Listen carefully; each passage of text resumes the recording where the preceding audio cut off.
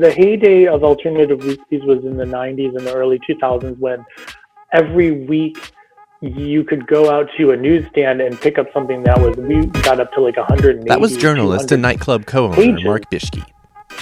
I'm Jeff. Welcome to Storied San Francisco, a weekly podcast where San Franciscans from all walks of life share their stories, and you get to know your neighbors. In this podcast, Mark picks up where he left off in part 1, with a train trip from Detroit to San Francisco back in 1994. Probably owing to that time in history, he landed a couple of dotcom jobs before that industry imploded. He went back to print journalism at the San Francisco Bay Guardian, which eventually led to his gig today as publisher and arts editor of 48 Hills. He ends the podcast talking about how he came to be a co-owner of The Stud, the city's oldest gay nightclub.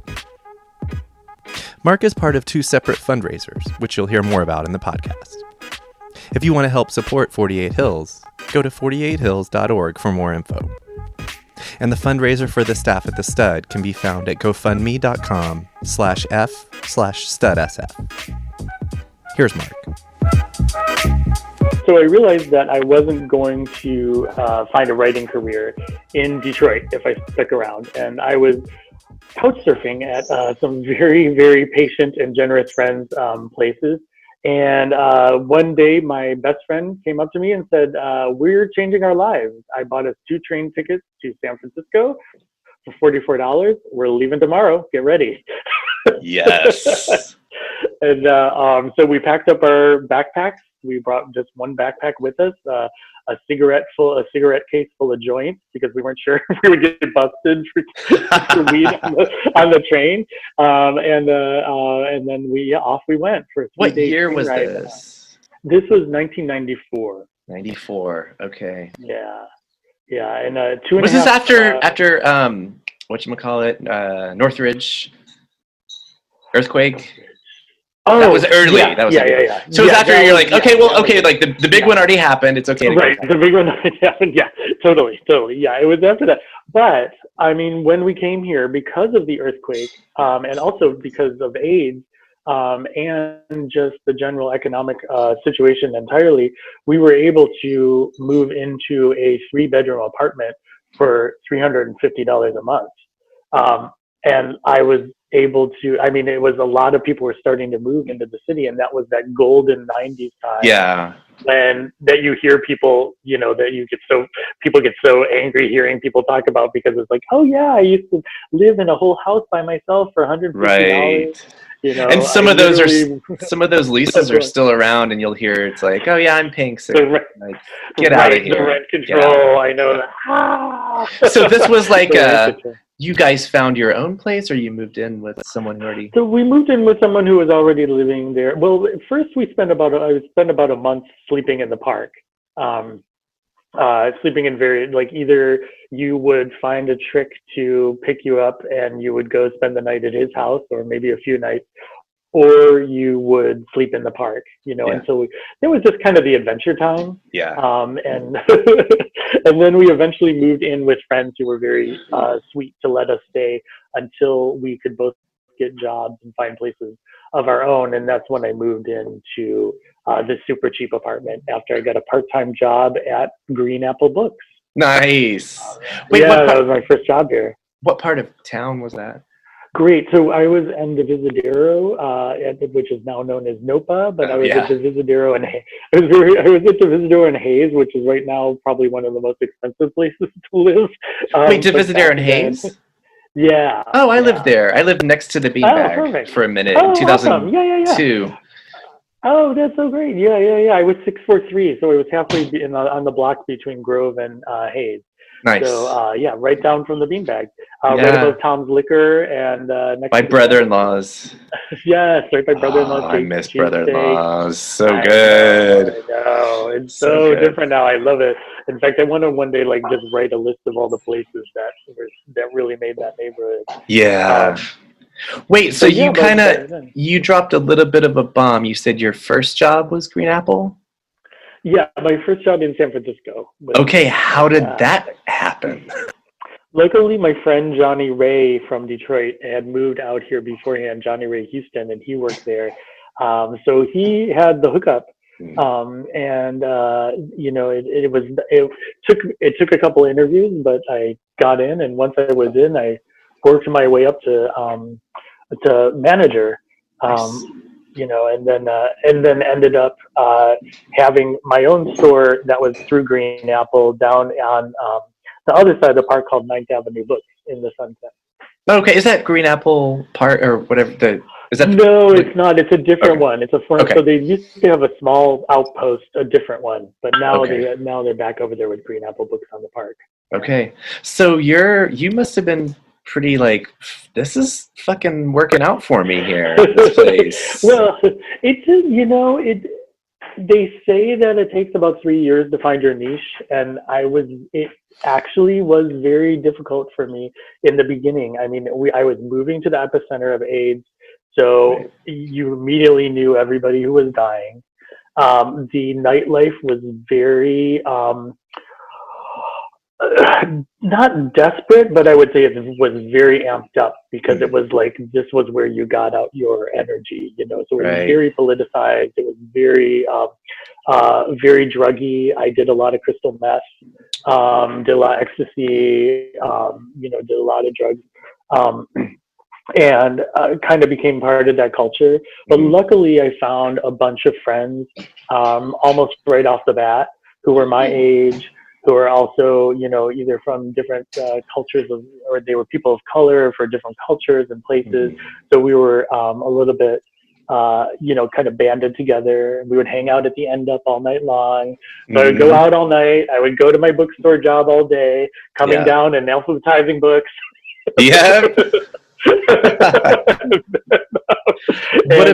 What about all night places like Sparky's, and remember when we had all night places? Oh my God, I know. Baghdad Cafe, Sparky's, and then the clubs like 177 Townsend and End Up, and it was actually a lot easier to stay out all night back then. Yeah.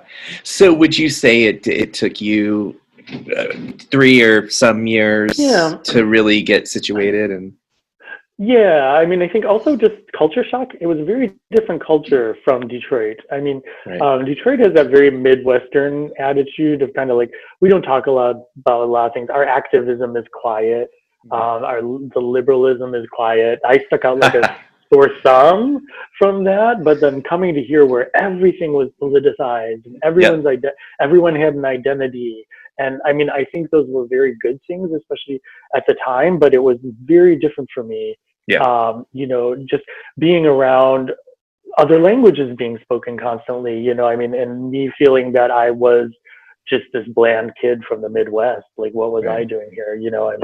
So it took me a while to kind of form my own identity that I think was strong enough to be part of the San Francisco scene, rather than just this quiet lump in the background trying to figure out, why the heck everybody hated Nancy Pelosi or whatever.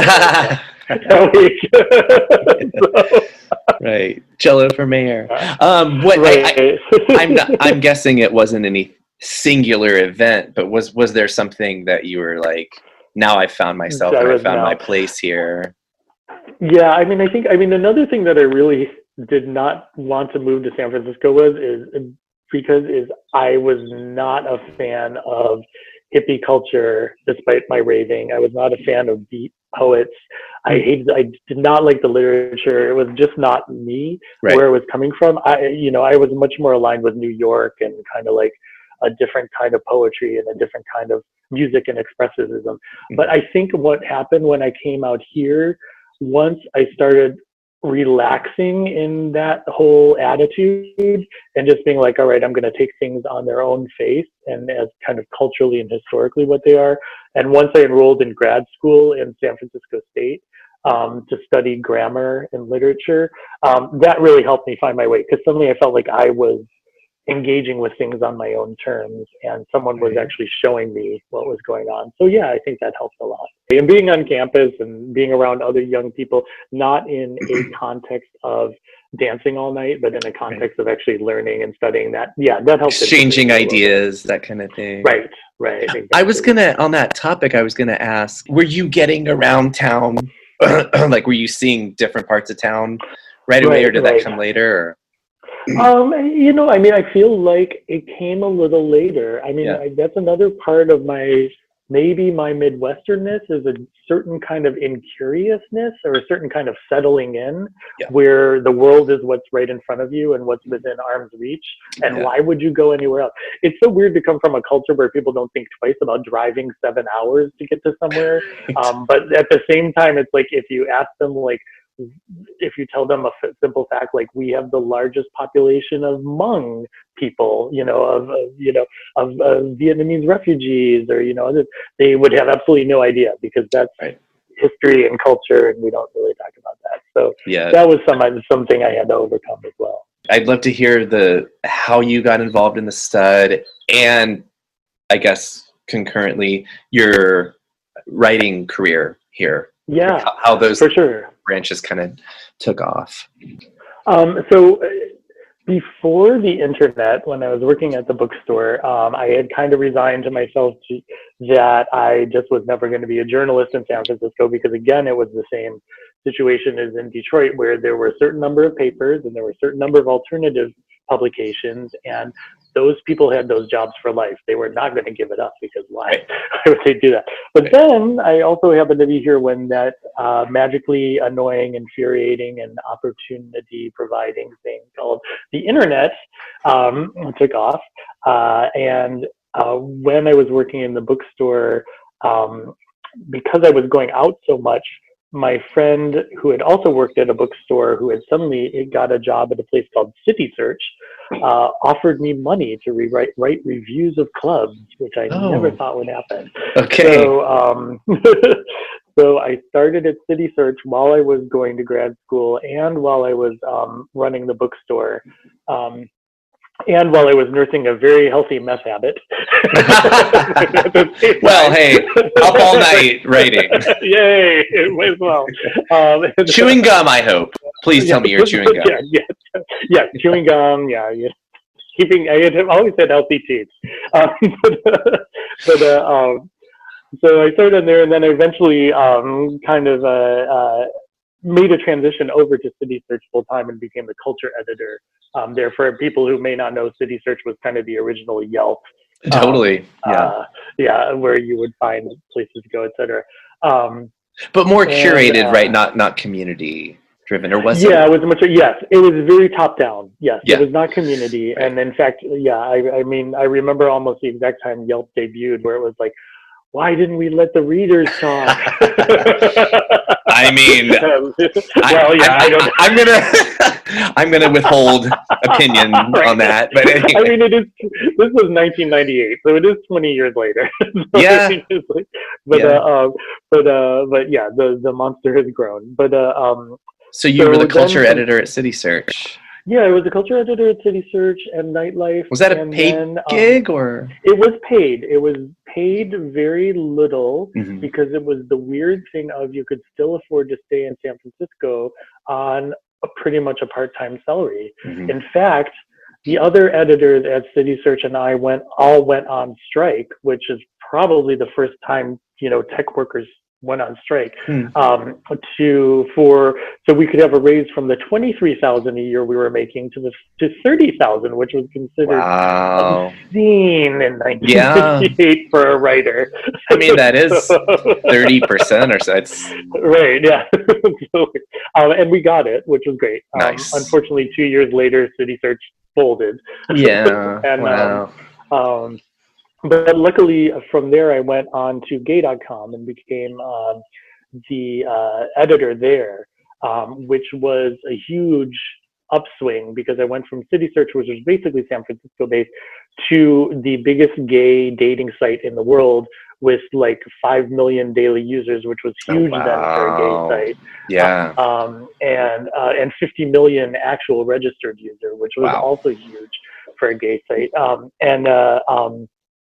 So that was a hugely kind of big jump. Then I oversaw the content because back then dating sites had content. You wanted to know news, and you got to interview Ellen, and you did photo shoots with Margaret Cho, and Will and Grace debuted, and that was huge. Wow. Oh my God, who's RuPaul? Who's this RuPaul person? So it was really like it was the beginning of kind of the commodification of gay culture that helped drive the gay rights movement. It was also, I got to cover the Winter of Love in 2004, which was when Gavin Newsom declared that gay couples could marry, which was hugely significant. Rip Phyllis Lyon also. Right, I know. And yeah, so there were just hugely momentous things happening at the time in the early 2000s that I got to cover as a journalist for this gay dating site, which was kind of fun to do. And this was byline writing? Yes, it was byline writing. Yeah, I would do byline writing. Also, everybody had a byline, and also, we did a lot of other things like slideshows of like our hottest members into football. Yes. So that was hugely popular. And that was wonderful. Unfortunately, that was also during the early IPO period of a lot of websites, and so we decided to IPO and go super professional. And back then that meant you ended up firing everybody after the IPO. So I kind of fell victim to that. Okay. Yeah. So I never got to cash in like a lot of oh man. did. But it was all okay. Yeah, when I think back to like the early dotcom, it's almost an oxymoron, like the economics of it. It's like, no, there weren't any economics. Yeah, it was just crazy. It was crazy down. It was people who had no idea what they were doing suddenly being the captains of industry. Kind of like now, I feel. Yeah, maybe. Feels familiar. Yeah, so, and suddenly you had like, some marketing team from Dartmouth come in and tell you what you were doing wrong. And yeah, I'm just, that whole experience drove me into the arms of print. I went backwards for most people. Like usually people start out in print and go to web. Right. Well, I didn't want anything to do with online. So I got it. So I went to the Bay Guardian and became the senior culture editor there. Okay. Who ironically ended up setting up their website. Of course. So I was pretty much an online editor anyway. But and so going into the Guardian, did you already kind of like did you read the Guardian? Were you aware of kind of the history and the importance of that paper?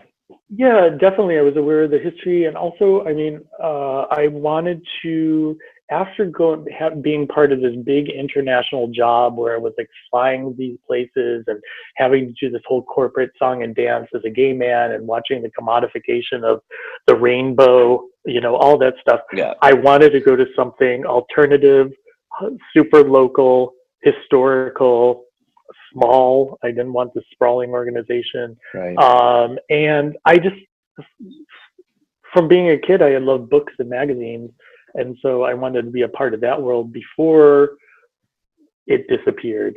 Right. But I just saw this coming disappearance, and I thought, if I don't take my chance to do this now, I'll never see my name actually in print, So this must have been kind of mid, whatever that we're calling that first decade. 2005 was when I literally I joined the Guardian. Yeah, okay. Yeah. Okay, and you said you were the culture editor there, or? Yeah. Okay. Senior editor, culture and web. Yeah. Okay. So we covered. So that meant I took over everything. We had arts editors and music editors, but I covered everything else that kind of fell through those cracks, like fashion, literature. I did the Best of the Bay for 10 years. I did basically everything, food, restaurants, cocktails, everything that wasn't strictly concerts and art openings. Okay. Would fall into my plate. Yeah. Did you enjoy it? I mean, that sounds like a lot. Yeah, I totally enjoyed it, especially since, although San Francisco had its web troubles, towards the end of the aughts or the 2000s, was this extreme flowering of indie culture. Right. Suddenly there were indie bands everywhere. Everyone was making music. They were living 9 to an apartment, and living off of Aranel's pizza. And yes. But it was like, everybody had Day Glow this and the shutter shades but also like the just getting on a street corner and playing your guitar with friends. It was a very young, fun, subversive moment, during the terrible Bush years too. And in hindsight, we didn't know this at the time, of course, but I feel like that was the last time that was possible. Yeah, I'm still hoping for a future where it's possible again. Yeah, probably foolishly, but I'm hoping to go outside again. Well, right, yeah. First steps first. First things first. No, I totally hear you. Yeah, it felt like, and it was a unique time. Again, I felt I was in the crucible because of this place where history was converging, because all these people who had got laid off from their tech jobs became artisanal chefs and barbers. Like that was the birth of the huge artisanal movement where everybody food trucks with money and invested it in a food truck. Yeah, pop-ups. And everyone was making beard oil all of a sudden. And so it really felt like, I mean, a lot of it was of course coming from Portland and Brooklyn, but I feel like we were doing it here on a grander scale with bigger ideas. So, it was really interesting. Oh yeah. So I got to cover all that. Yeah. Yeah, the show could have been called San Francisco Landia. I mean, let's be honest. Right. Oh, totally. Yes. Yeah. It was exactly that. Okay, so let's talk about the transition from Bay Guardian to 48 Hills and how set the stage. I know just a little bit, but also for people who don't know how this all went down.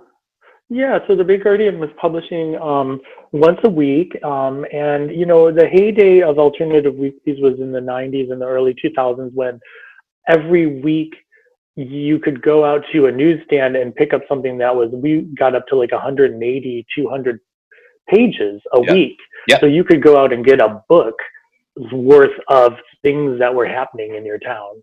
And that was, I look back at that and it's just incredible to me. It was like, I can't even imagine that much being able to happen now. It was like a guide and an atlas, but on a weekly basis. So it was fresh every week. It's unbelievable. And it was something that you would encounter on accident too, because it would be left in a cafe, and you would just see a page on the street and go like, oh my God, my favorite band is playing. You don't get those kind of accidental encounters here, except through like double-click ads chasing you around the internet. But as that was happening, a lot of the tech giants were growing up, and it was a lot cheaper to advertise online, which had this whole youth eyes. Basically, the alternative weeklies and papers have been well documented. We're losing all their advertising to the internet, and couldn't keep up. And to put out a huge paper of that size, you need a sizable staff of distributors, etc.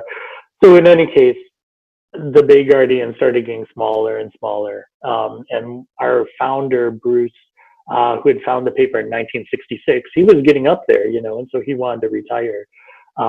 So when this Canadian firm offered to buy out the Guardian but preserve it so that it would keep publishing as the Guardian, we figured this is the best opportunity we have. So we decided to go along with it until we could think of something better.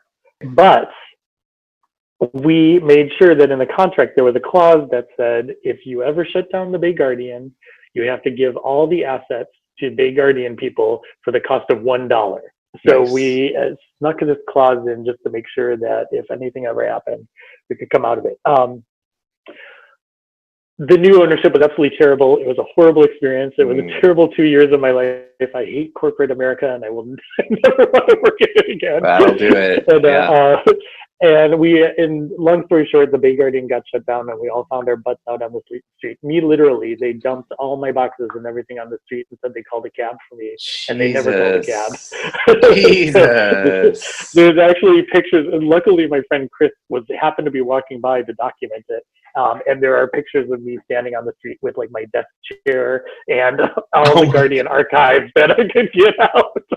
Luckily, Tim Redmond, the former editor, and I had come up with a safety valve that we were going to start our own thing if this ever happened. So we started 48 Hills before the Guardian was actually shut down. You guys? He started it. Yes, he started it before because I felt the writing was on the wall. So we started establishing things, and right after I got kicked out of the Guardian, we went right into 48 Hills. And, nice. We kept all the momentum and we still, I think it's still got the spirit of the Bay Guardian and everything in it. And then after a year, we bought back the Bay Guardian for $1. I was going to ask So, about that dollar deal. yeah. So, but by then we had kind of established 48 Hills, and we thought, you know what, this is our own brand. Let's keep the Guardian as kind of an archive and a picture of a place, and keep it alive. So right now we're digitizing all of the newspapers with the Internet Archive. We still use the Guardian for our political endorsements, which are accessed by like 90,000 people every election. So, Wow. and we still do Best of the Bay, which we had 10,000 voters last year just from being online. So yeah, so it's pretty, so we keep that going. So I'm running 2 media companies now. And I'm running a gay bar. I'm hoping to run a gay bar. Yes, we'll talk about that in a second. I was going to ask quickly, I guess, maybe wrapping up 48 Hills is what did Bruce think of all this? Or, you know, just do you have his blessing or? Yeah, we totally have his blessing. He's still in there. He's still forwarding us important stories that we need to get on right away. You know, he's very much that he's very much that 1960s and 70s newspaper guy. Lou Grant. Is that what you're going to say? Lou Grant. Thank you. It's totally Lou Grant. Yes. Totally Lou Grant. Yeah, but imagine Lou Grant like in his 80s now. Oh man. So, I'm like trying to figure out how to cut and copy and paste. And, oh my God. It's great. I love it. The stud. Yay. Well, how'd that happen? So, all through this, I have been going out. I've now written about San Francisco nightlife for 25 years. Was that all? 23 years, yeah. And and I still go out even at the tender age of 49 when I can, when it's allowed. And it came upon this moment when the last few years have been really devastating for nightlife because the rent has gone up so much. It's very hard. People say that the dating apps are killing gay nightlife, and the lack of like gay ghettos is killing gay nightlife. And, you know, those have some part in it. But really what's killing gay nightlife and queer nightlife and nightlife in general is it's so expensive to operate, and rent is really like what's at the top. You know, most businesses are paying like 80% of their income in rent, and you know it's absolutely ridiculous. Yeah. And so the owner of the building that the stud is in passed away. Her children sold it, and the new owners wanted to triple the rent. And the person who was running the stud, Michael, who had been running it since the 90s, was like, I want to retire to Florida, you know, like I'm getting up there. Yeah. I retire to Hawaii. Yeah. He wanted to retire with his mother in Hawaii. They said, I leave it up to the community. If the community can think of a solution to this, I'm willing to talk. You know, I'm obviously not going to sell the business because nobody wants to suddenly pay, you know, he was paying like $3,000 and the rent went up to like $11,000, you know, a month. Yeah, so he was like, obviously I'm not going to pay that. No one's going to pay that. Right. So my friend Nate and my friend Rachel reached out to me and my husband David and said, do you want to be part of this crazy thing? We want to start the first queer nightlife co-op in the world, you know, and we want to buy this bar and we want to operate it as a co-op and figure out if that's a blueprint to help save queer nightlife in other cities. And so after our initial meetings, there were about 17 of us, and we've hung together throughout all this. We've only had one person leave because they had other things to do. We were still kind of like the original 17, and we went in and we bought it. Over how long of a time was this? So we had about 6 months to get everything together. Okay. In terms of talking to Michael about how we would do it. We worked with the city. The city was very eager to work with us because they know that like if the city's oldest gay nightclub gets shut down, that's like terrible, like for everybody involved. You know, we were ready to have protesters. We were ready to do anything that we needed to do to keep it alive, to keep this little club alive. And we bought the business. What year was that? 2006. 16, so 4 years ago. Yeah, 2016. Yeah, so pretty much 4 years ago. And it was at the end of 2016. So yeah, we're approaching 4 years soon. And then we just dove in and we started doing everything. We did janitorial stuff. I was a bartender. My husband got his bouncer certification, security certification. He was a bouncer. We all were like finding, sewing fireproof curtains and Yes. and managing drag shows. And we all were doing it as a co-op. Until we figured out, you know what, there are people who do a lot of this stuff better than us, so we're going to hire a staff. Right. Yeah. So now we basically have a manager. One of the members of the collective, Rachel Ryan, who's amazing, is the general manager, and we all kind of work through her, and she manages our staff, and it's going pretty great until about 3 months ago. Well, or a month ago. yes, yeah, present times excluded. Right. And of course, that's not specific to you guys. No. Oh my but God. actually, let's talk about that quickly so that we have it on record. Like, what are you guys? Are you doing any sort of fundraising or anything? Right. So we do have. We kind of about a week after we had to close, we put together a fundraiser for our staff, which we're hoping to raise. Hoping to raise $15,000 for our staff, and that's going pretty well. And then that's a GoFundMe, regular GoFundMe.